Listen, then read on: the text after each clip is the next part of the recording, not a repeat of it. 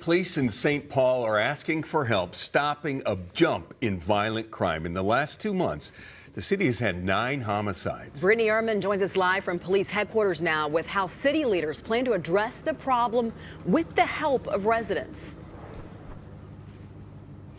Guns and bad decisions. That's what St. Paul city leaders said today is the cause of the wave of homicides. And police also explained they cannot arrest their way out of the issue. But everyone in the room, that is, agreed in the press conference. They said that the community has to speak up to help fix the issue. When we think about people who have shot guns in this community, there is somebody. There's a spouse, there's a friend, there's a cousin, there's a girlfriend, there's a mother, a father, a grandparent, somebody who knew that that person had a gun and shouldn't have had a gun. City and community leaders gathered to address 9 homicides in the last 2 months.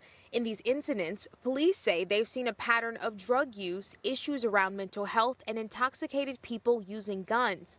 Crime overall in the city, from homicides to gunshot victims, has decreased, but leaders say the goal is to reach 0.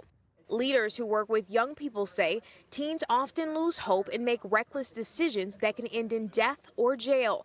But they believe if everyone is on the same page, reversing the cycle is possible. Our job as community leaders are to come and let the community know that we will work on your behalf to make sure that the police department do what they are supposed to do, and the community is here to work alongside them to make sure that there is full transparency within anything that takes place in this city.